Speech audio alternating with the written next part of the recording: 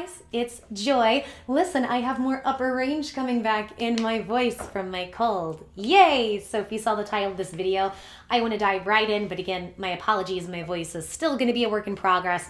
Probably in the next 2 or 3 days, my full speaking voice will come back. Singing voice takes a while, but who cares? I don't really sing anymore. Y'all aren't here to hear me belt a tune.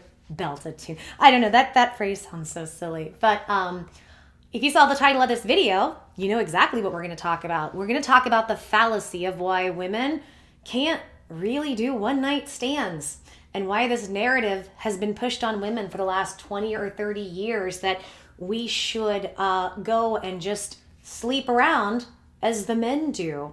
Now, I want to give some disclaimers as I make this video. First of all, what I'm going to say isn't necessarily coming from a moral high ground or a moral standpoint. I want to be talking about physiology. I want to be talking about biology, biochemistry, psychology. I want to be talking about the differences between men and women and why for women this behavior can be very, very damaging. I feel like we get these mainstream popular narratives that get pushed on us from the media. Sometimes it kind of feels like it comes out of nowhere that ends up doing a lot of change to society. And this is one that I've seen that I feel like has done a lot of negative change to society. And here's the thing, guys. I think to be liberated in that regard with your physical body, fantastic, right? I'm not saying that I think the act of is horrible. I'm also not coming from a moral standpoint of you need to be married, because what is marriage but just the government recognizing you two coming together as business entities? It's more or less a business contract. I don't really care so much about that, but I care about the health and well-being of people. And I feel like in this conversation, there's so much that's left out that I think people should know and should be aware of, because I think this narrative that was pushed on us a lot by, and I don't fault her for it, but Britney Spears, you know, the young pop stars, Christina Aguilera. I think, I actually really like Britney, and I don't think, you know, Britney was a child. I'm not mad at her. And same with Christina.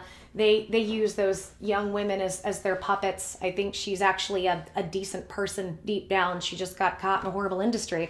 And then we had wildly popular shows like Sex and the City, right? That show, I think, has been so damaging to a wide array of young women, yet we were given this false belief that it was supposed to be all about female empowerment, but really it ends up disempowering and putting us in places that aren't safe. So understand, first of all, you can do whatever you want. I do not judge you on this channel. You want to go sleep around? No problem. That's your business. If you don't, no problem. That's your business. Whatever you feel to do is welcome here, as long as you are not being harmful to yourself and to other people. All I want to do is provide some kind of counterculture perspective. Counter perspective you might not hear other places about why this behavior can be very harmful. Not just harmful in general, but specifically towards women. And I'm aiming this more at women because I feel like the conversation for this really went off the rails, like I said, over the last 20 or 30 years. Now it's interesting because every time we have a cult, you know, a big extreme culture, there ends up being a counterculture and a big switch. And I feel like that's what happened in, like, you know, the 50s, 60s, 70s, more like the 60s, 70s, in that era, where for a long time it was looked at as this very evil, sinful thing to partake in being physical with somebody unless you were married. That was the big thing. And it went against God, and it was from a very religious standpoint, which by the way, I don't agree with that at all. And if you do, fantastic, more power to you. Again, as long as you're not hurting yourself or other people, whatever you got to do to use the tools to get through the world that you need, go for it, right? That's how I look at spirituality. So then we had this whole counterculture, the hippies that came in, right? That said, no, we should have a free, open, loving society. So it swung the other direction. The problem with that is that, again, it's great that we are having a swing in the other direction, but it's still very much out of balance.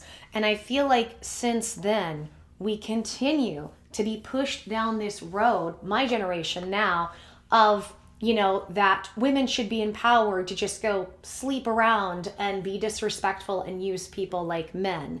And this was the big narrative that was pushed on us, and it was pushed on us from a very young age. We saw pop stars once they hit 13, 14, 15, 16, suddenly they go from a squeaky clean image to hyper physically put out there on display for people's primitive urges. By the way, I hate that I have to speak this way. I wish I could just speak very plainly.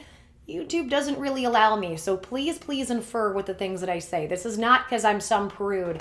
Y'all, anybody who's followed me knows I love cursing. I love a good C-bomb. That's my favorite. I just can't, unfortunately, because it's YouTube. So I feel like this big narrative was really pushed on my generation and my generation of women. And so we thought, okay, so I guess it's empowering and liberating to just do what you want, you know, when you want, consensually. Hopefully that's obvious. It's not always obvious for some people. And that's liberating. Why, if the men can do it and feel good, why can't I? It really screwed up a lot of my generation. And I want to talk about this. If you guys ever want me to actually go into things like that blank in the city and, you know, about what the industry, you know, the music industry did with people like Britney Spears, the Olsen twins, you know, and how they really tried to shape a generation of young women into unsafe situations, I'd love to break that down one day. There are a few things I feel like that are left out of this conversation, and it's, some of them are common sense and some of them you just don't really think about. Let's first talk about, just in general, safety. First of all, when you do those behaviors with people, every time you do them, I don't care if you wear a condom or not, you are opening yourself up to getting an STD. And getting an STD can make you insanely sick. If you have an underlying health issue you don't know about, or you might be like genetically predisposed to certain things, health-wise, that if you got something that was some type of chronic issue, then that could be activated in your system and could create lifelong damage. When I was ill for a while, I thought that I might have some type of STD because I was having issues. Turns out it was reactions from my IUD, but I remember how scared I was, and I never really, you hear about STDs, but we kind of have this, we have a misconception that, you know, condoms will fix everything. Now, you should wear them and they will help, but it doesn't mean they'll stop things and doesn't mean they'll fix them.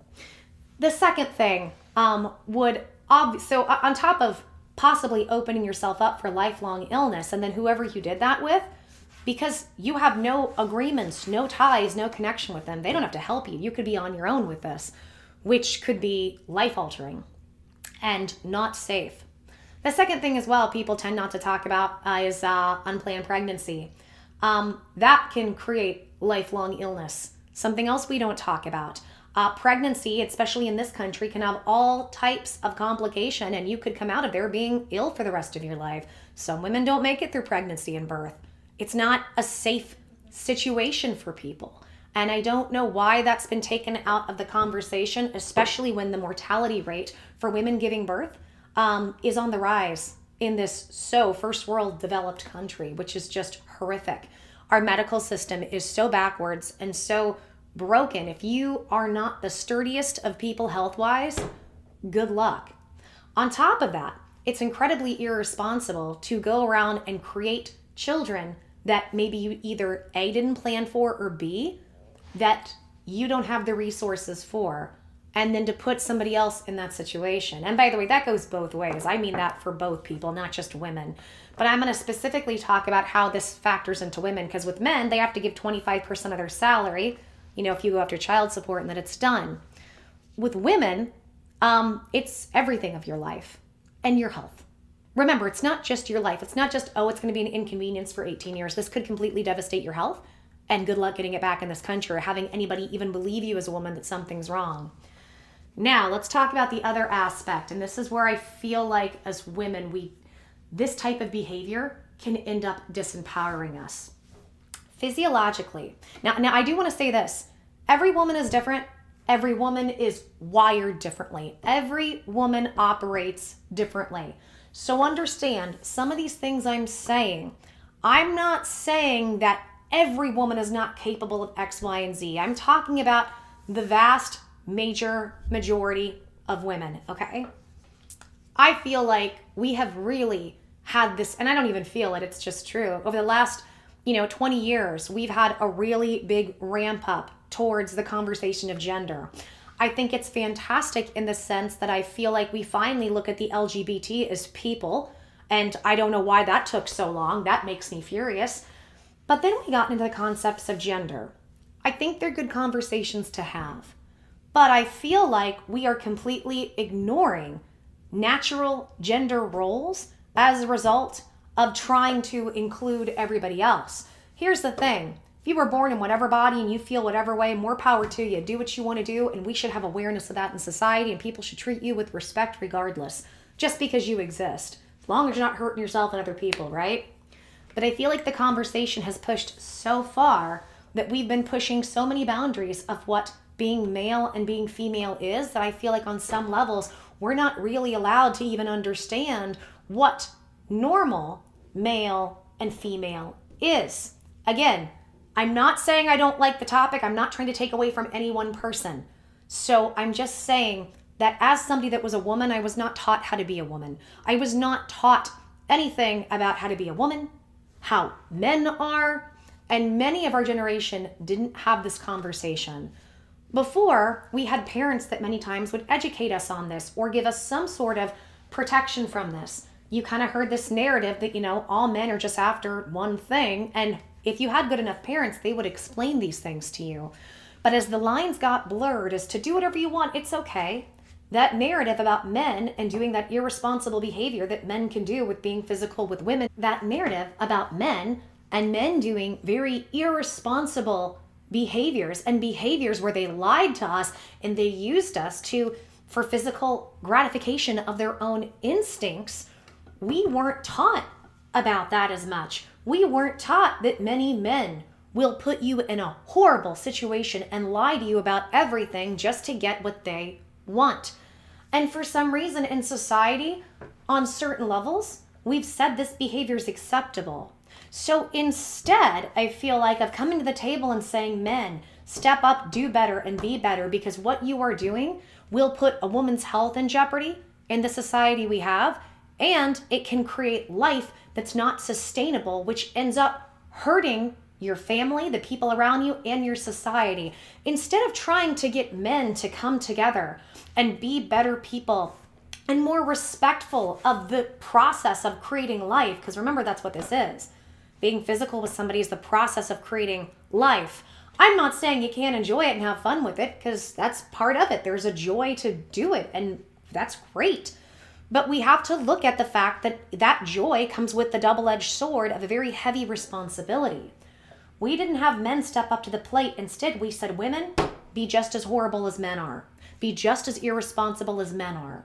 And the narrative that's been put out there is, well, we have condoms, so you can. And there's birth control, no big deal.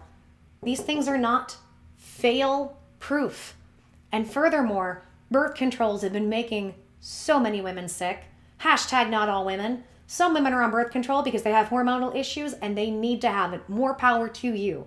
But many women, it gives them all kinds of physical issues, and these aren't issues that we are typically warned about when we go to the doctor. So the whole process of sleep around and do what you want at the end of the day just puts people's health, specifically a woman's health, at risk. Why is this not talked about? Why don't we talk about these things? Now, let's go into some more psychology and more physiology of how women are made. So, on basic instinctual levels, okay? Physiology, psychology. Men are programmed to want to procreate many times more than women. I'm not saying women can't have that kind of high drive that men do. Some women do. I think it's more rare that a woman would have the kind of drive that a man does at that level, but it can happen. More power to you, right?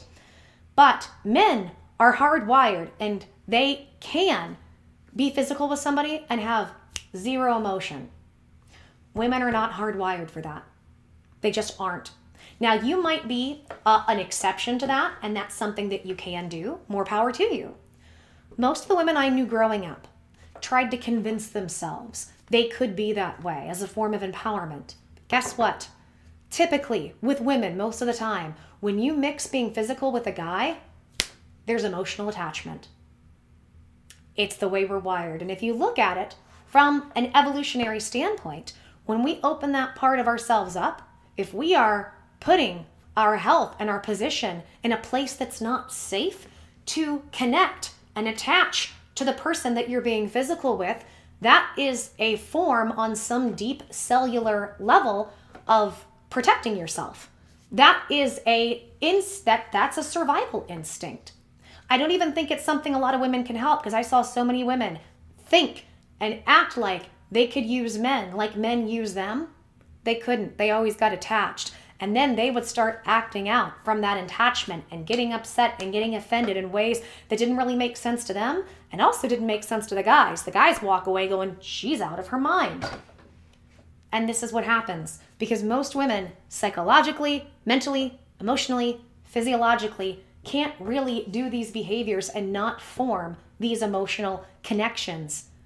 On top of that, because men are, not, again, hashtag not all men, but many men are fine to just completely use and discard women for their instincts in that regard, because that's labeled as okay.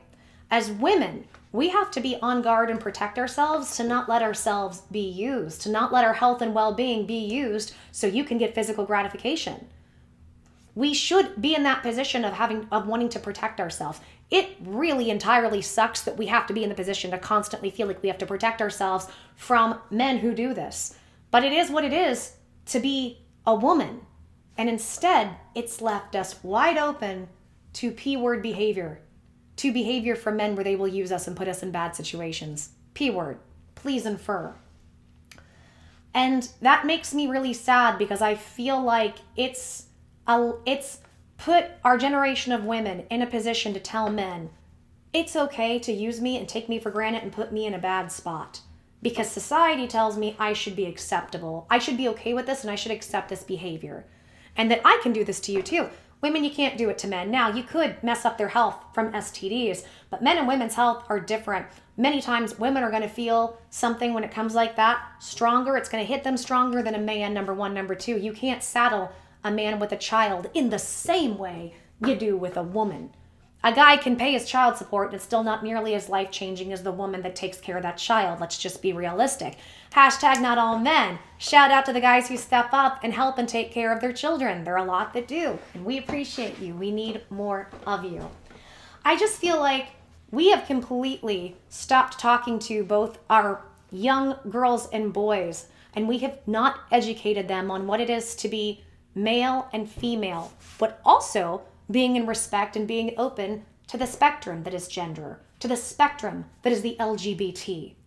Why can't we incorporate all of it together? Because you know what's happening? What's happening is that we're leaving women more unprotected and more vulnerable and children than we ever have by continuing these narratives.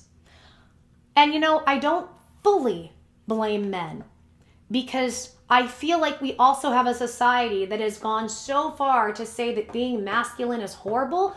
Men don't know what to do anymore.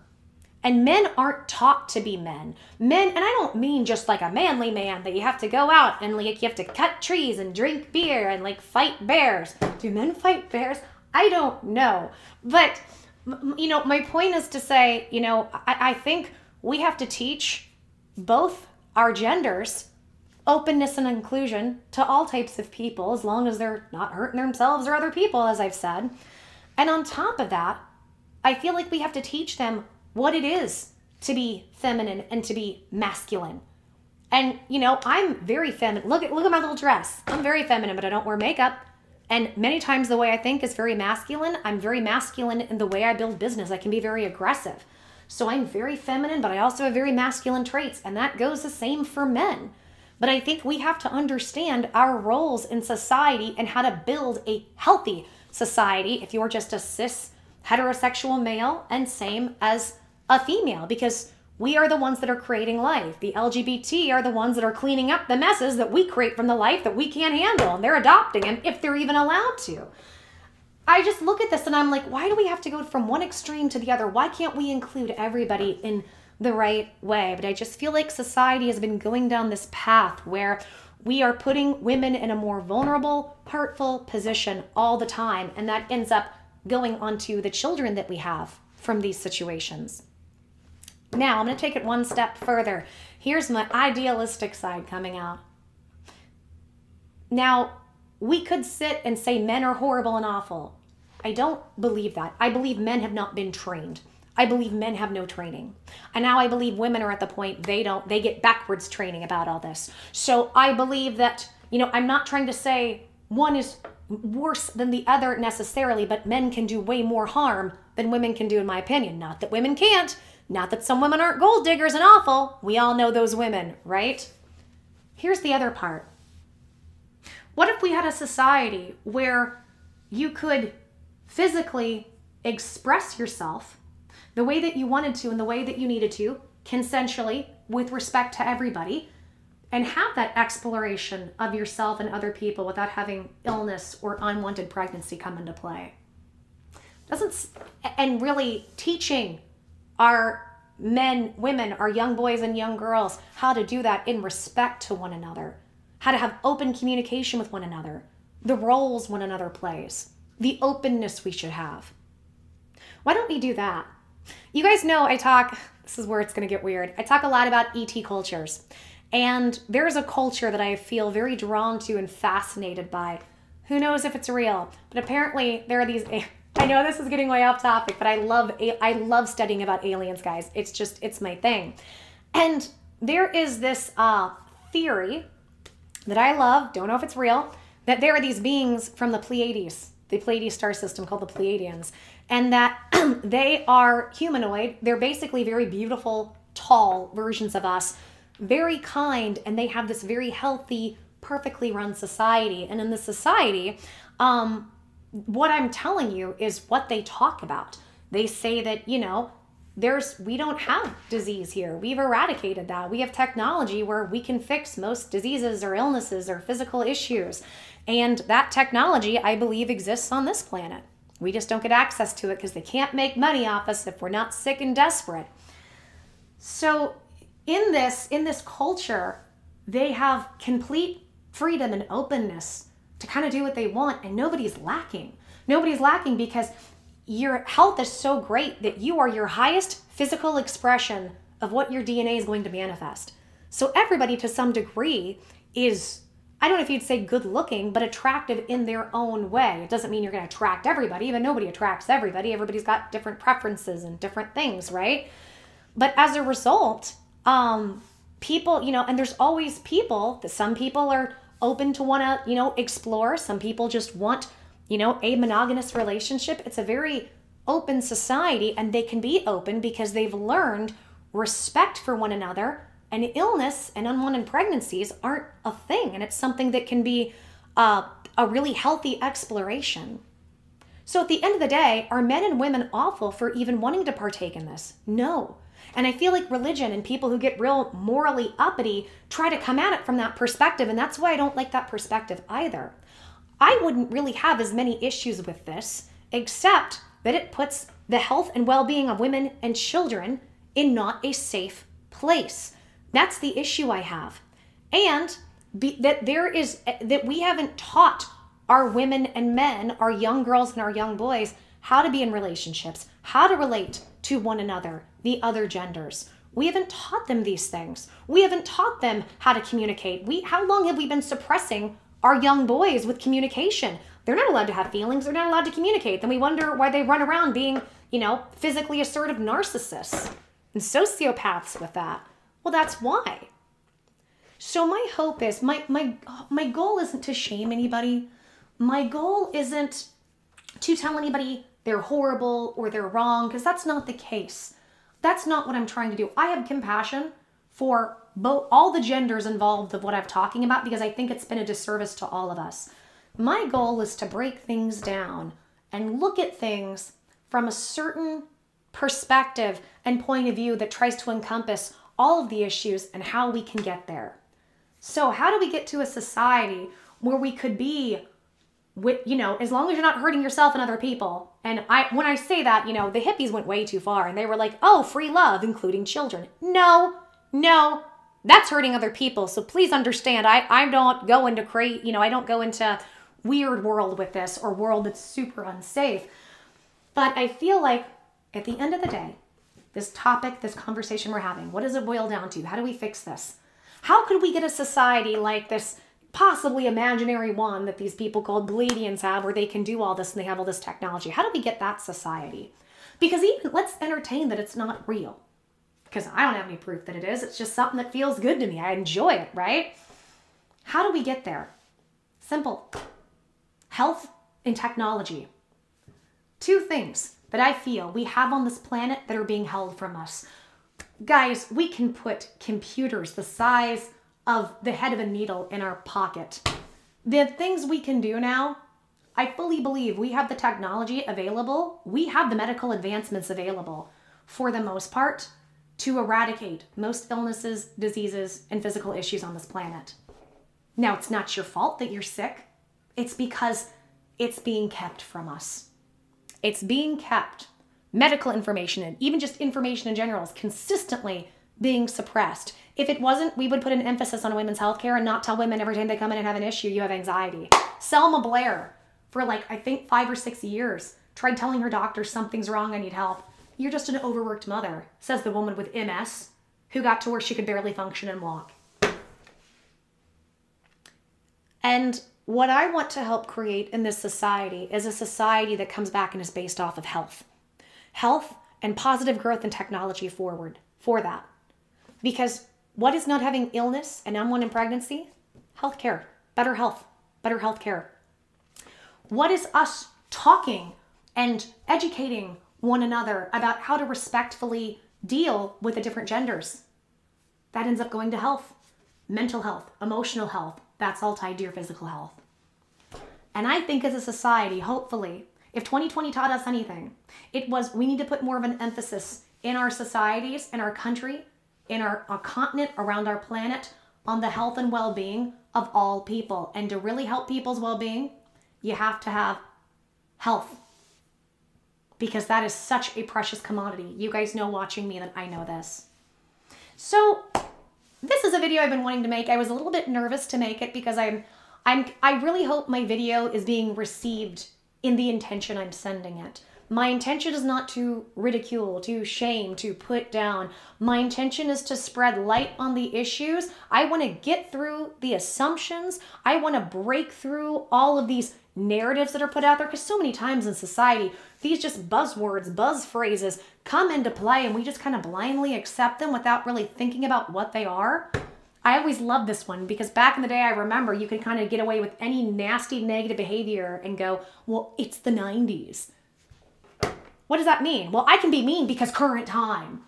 You have to, I like to break things down literally and go, that doesn't make sense. So we're justifying really crappy behaviors by saying, well, this is the time we live in. And that's not a justification. And that's what I want to do with this. Well, if men can do it, women can do it too. Oh my gosh. How about nobody does it and we all learn to interact with one another respectfully and we put an emphasis on making sure we're all healthy in the process. How about that? And I feel like these are really, this topic gets really frustrating to me because I feel like these are really simple answers and simple solutions.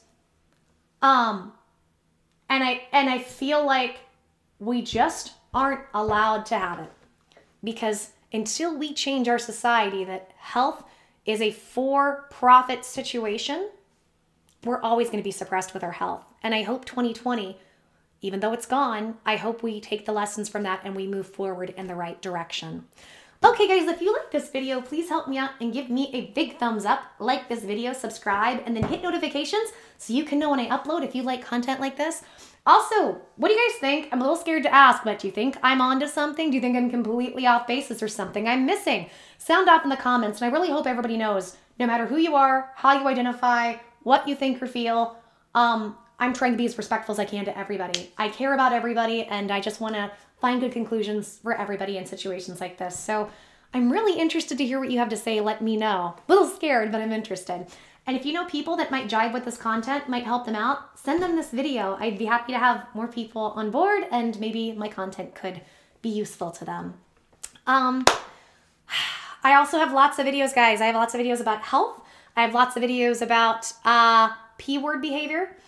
So go check those out. I've been talking about Onision. It's coming up again. If you want to know about the people having unhealthy genders and different things, go check that out. By the way, that's not me referring to Kai. It's me referring to how Onision treats young girls and continues to be in a state of denial about it. So go check those out. I have videos on Eugenia Cooney and talking about her health issues.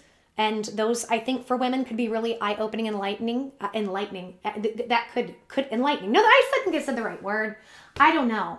I feel like I'm losing my voice. I'm starting to stutter. I should go. Okay, guys, I'm just going to take off and I'm just going to keep creating content and hopefully y'all will enjoy it.